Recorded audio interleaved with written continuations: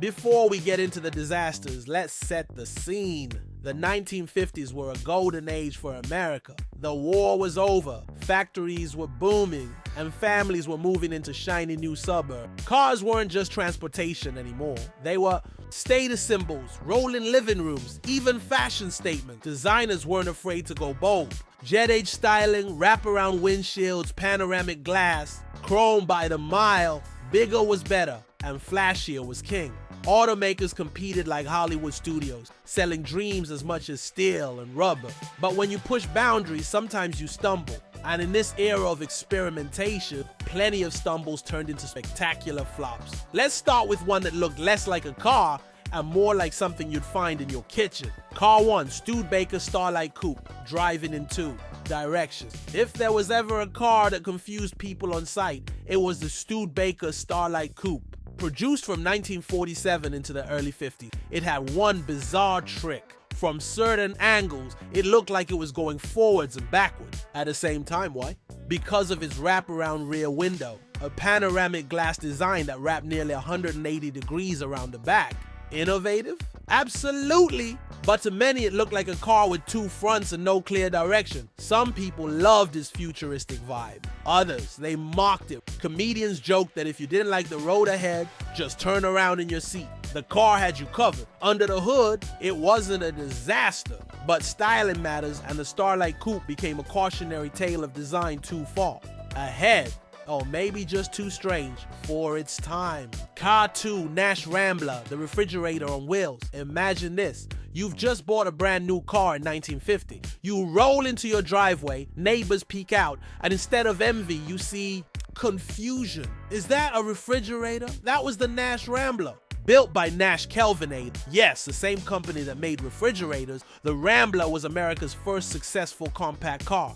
Technically, it was innovative, small but roomy, reliable under the hood, and fuel efficient at a time when gas was cheap. But here's the problem, it looked like a shrunken bathtub on wheels. Its skirted body, rounded fenders, and enclosed front wheels made it look more like a toy than a status. Americans loved big cars, and this little oddball didn't scream success. Still, the Rambler carved out hit. It showed there was a market for compact cars in America, even if most people laughed at its looks. Car 3, BMW Isetta, the bubble that could barely move. Across the ocean, BMW was in financial trouble after their solution? A tiny bubble car called the Isetta. It had one door on the front.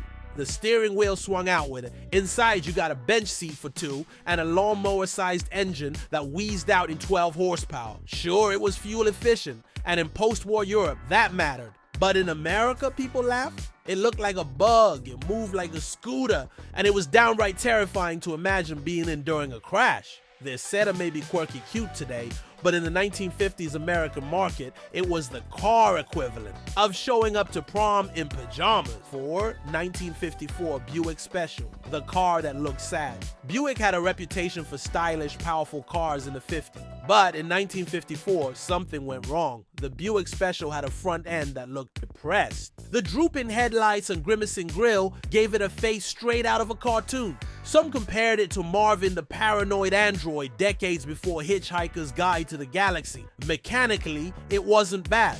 Buick's Fireball V8 packed plenty of power, but cars in the 1950s weren't just about reliability, they were about pride. And nobody wanted to spend good money on a car that looked like it's perpetually about to cry. Car 5, Nash Healey. The car that looked like it was eating another car.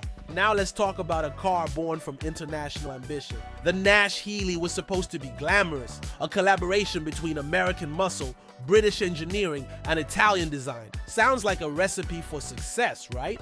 Instead, it looked like a car swallowing another car whole.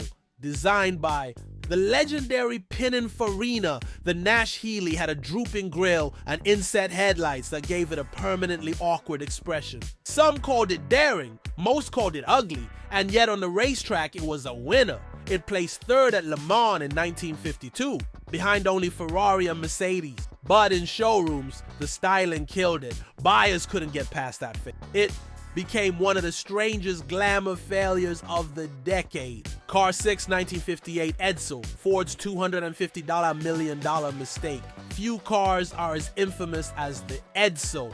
Ford poured millions into marketing it as the future of driving. They teased it on TV, hyped it in magazines, and told the public to expect a revolution. By the time it launched in 1958, people were curious, and then they saw it. The Edsel had a vertical horse collar grille that instantly earned cruel nicknames. Some called it a toilet seat, others said it looked like a car sucking a lemon. Add in quality control problems and a recession, and the Edsel flopped hard. Ford lost the equivalent of billions in today's.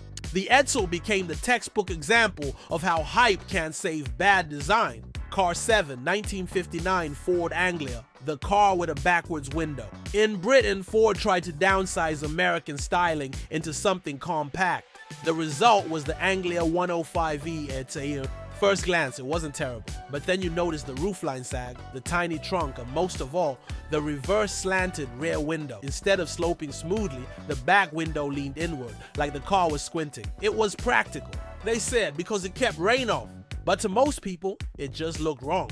The Anglia stuck around for years, but mostly a commuter car, not something you bragged about owning. Car 8, 1958 Oldsmobile 98, chrome overload. If the Edsel was mocked for its grille, the 1958 Oldsmobile 98 was mocked for its everything. Oldsmobile went all in on chrome.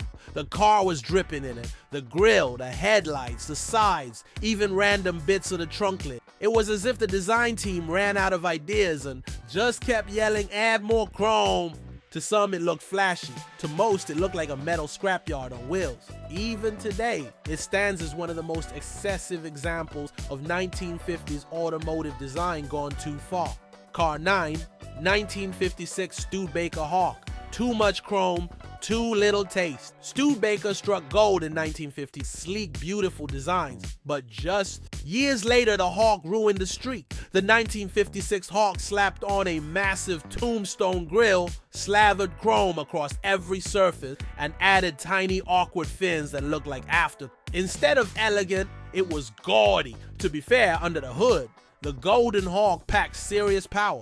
But buyers couldn't get past the styling, man. Even Studebaker fans admitted it looked like someone had bolted 3 different cars to Car 10, 1959 Studebaker Lark, the Stupid Baker. Studebaker needed a hit, so they cut corners. The Lark was basically an old body shell with a few marketed as a compact for budget-conscious families. But the styling was uneven, the proportions awkward, and the performance unimpressive. Some critics cruelly nicknamed it Stupid Baker. It sold decently at first because it was cheap, but it never earned respect.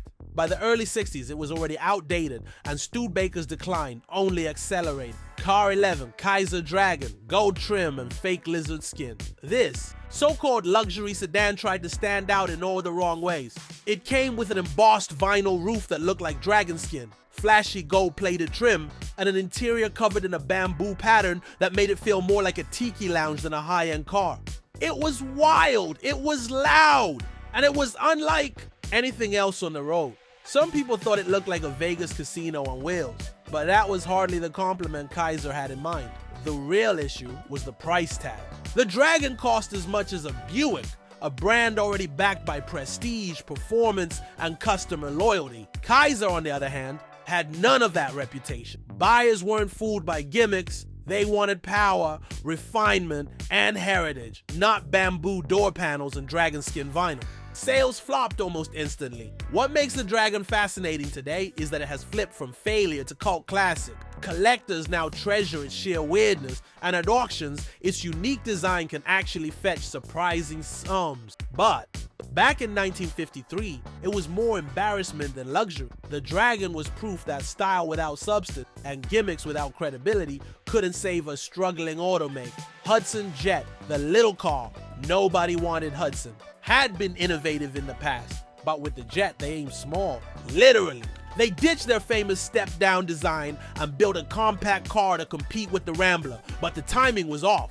Compact sales were slumping, the styling was bland, and the Jet was expensive compared to rivals. Worse, it didn't look like a Hudson. Fans of the brand wanted big, bold cars, not something that looked like a dull appliance. And here's the tragic part. Hudson poured nearly all their remaining resources into the Jet. Executives believed that by downsizing, they were staying ahead of the curve.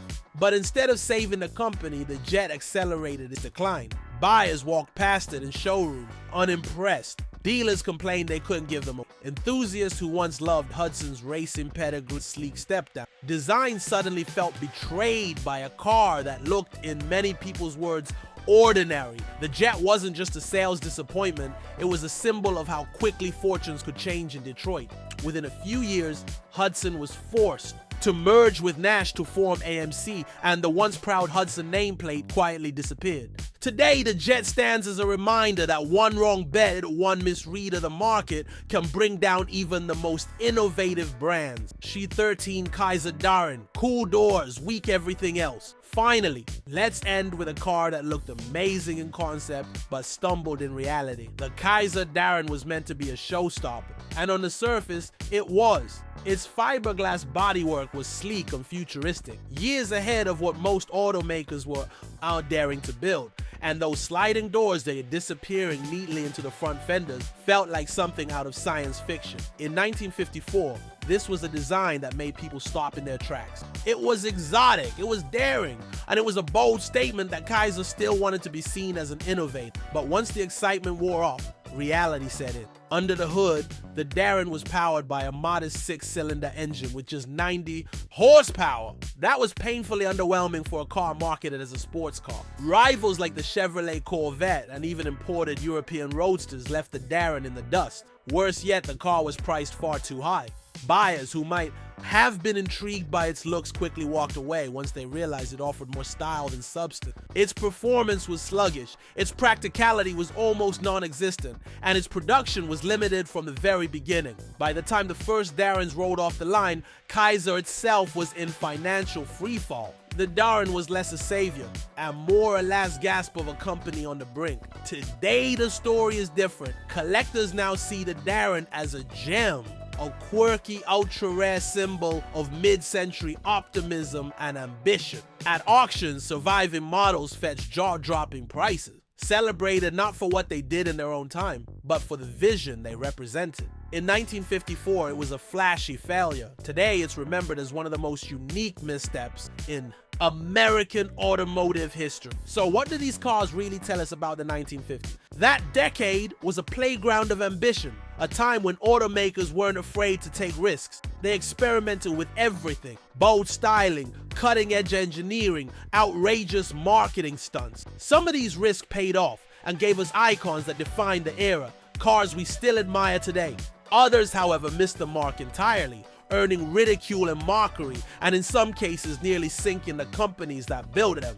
And here's the fascinating twist. Many of these failures are now celebrated. Collectors hunt for the infamous Edsel, a car that was once widely mocked for its styling. BMW's tiny bubble-shaped Isetta, initially laughed at, now has a devoted fan base and is considered a cultural icon. The Kaiser Dragon, with its wild fake dragon skin roof and over-the-top luxury touches, seems almost like a joke. Yet today, enthusiasts treasure it for exactly that reason. Even the Hudson Jet and Kaiser Darren, cars that flopped in their own time, are now revered for daring to be. It's a reminder that what fails today can captivate tomorrow.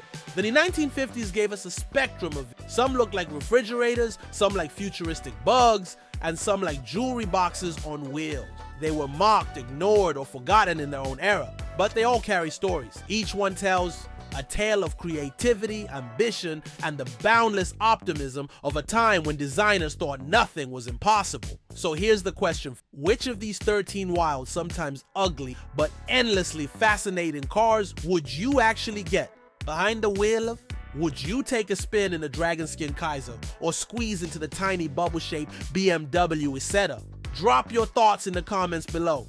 Don't forget to like, share, and subscribe for more deep dives into the weird, wonderful, and often outrageous history of cars. Because sometimes the failures, the bold, the bizarre, the misunderstood are just as captivating as the legend. And in the 1950s, the line between brilliance and disaster was thinner than ever.